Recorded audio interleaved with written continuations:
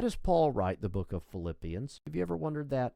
The book of Philippians is written, and it often exhorts the church at Philippi to unity. What might be going on in the church at Philippi that would cause the Apostle Paul to exhort them to unity?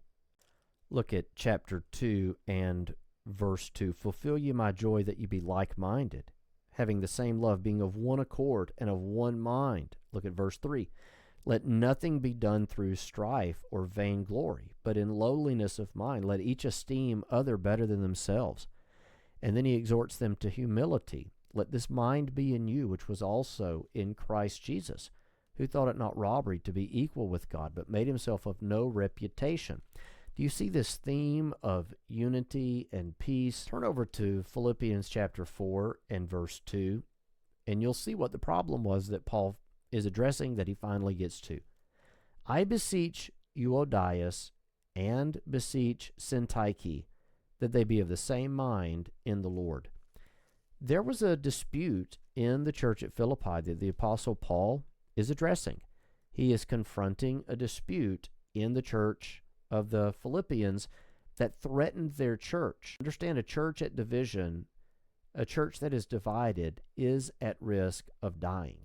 Nothing kills a church faster and more painfully than division. The church at Philippi had some sort of a division between a couple of sisters. Undoubtedly, people had taken sides. Other people might be glorying in it as they watched it. There were probably people there who were heartbroken and discouraged because of it. And Paul exhorts them to work out the problem. You see where we're going with this?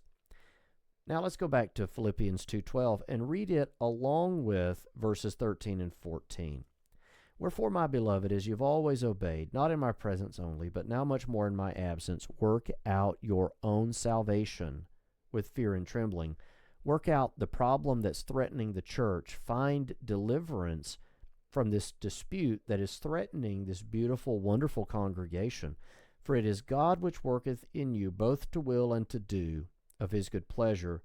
Do all things without murmurings and disputings. Do all things without murmurings and disputings.